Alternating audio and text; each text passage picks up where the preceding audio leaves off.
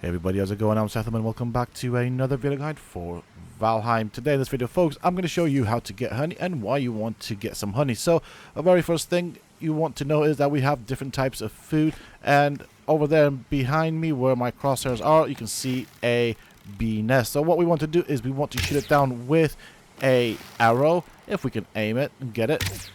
Okay, so we are now hitting the structure itself, so we want to aim a bit higher. Try this and see what happens. There we go, we shot down the beehive. Now if you go up here, you will of course get stung or get like a poison cloud, but you can pick up the honey. Now there is a reason you want to do this. Apart from it being just a different type of food, you also of course get a queen bee, which is right here. So we'll pick this one up, and then this allows us to place down a beehive in our base. So why do you want to do this? Well, you can passively generate honey. Honey is, as I said, another type of food, and we'll get into it as to why you want it. It is actually one of the healing foods, so to speak. Now you will find the hives on buildings like this outside in the world. Sometimes they are inside, sometimes they are on the outside of the building. Also if you come across these types of buildings, might as well have a look on the inside, because on the inside you will find chests that have a variety of goodies in them, all of them useful in their own way. So might as well loot that stuff as well. My inventory is a bit full, so I can't really loot it. With that being said and done, I am going to go to my base. We're going to look in this as well, just to see if there's a chest. But I'm going to make my way back to the base. We're going to set up the beehive, and then obviously it will generate passively honey. So that is quite cool. That is kind of a nice thing to have in your base. It basically generates food passively, so definitely worth picking up the beehives that you find in the wild. And if you place more of them, then you will generate the honey a lot quicker. So that is a good thing to know.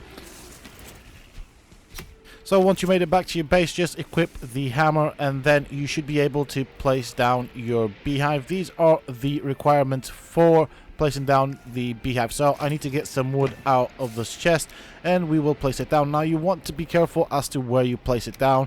The beehives do tend to like a bit of space, so that is a feature that you want to know. But I'm just going to show you how it looks like when you place it down, and then I'm going to show you the results of the beehive in action when it does generate honey. Now, as I said, you can place multiples of these around, and it's actually better than having boars and stuff like that. They do actually require nothing else afterwards, as far as I can tell. They tend to be quite happy with what they have here. So that's pretty much it with regards to placing it down. Now, normally, once you've placed down the beehive, I suggest that you try and interact with it. You will get a message of some sort. If you get a message along the lines of the bees are sleeping, then that is okay. You may potentially also get a message that reads something along the lines of the bees require more space. So that means you can move you're going to have to move the beehive somewhere else where there is more space. And then after you've placed down the hives, just wait for the hives to generate honey. Alright, so it's been a while since I have placed down my beehives, and we should have some honey. So this is what you will see. You'll see beehive honey times whatever. Now this one isn't really working because it wants more space, but this is what you'll get. So just interact with it, you will pick up the honey. Now what happens when you pick up the honey? It will pop up in your inventory as a food item. You can store it. It does not have a spoil timer, which is nice, to be fairly honest. Most survival games tend to have a spoil timer on food. So let's have a look at honey and what it does compared to other foods. As you can see, it has a duration of 300 seconds and it heals 5 per tick.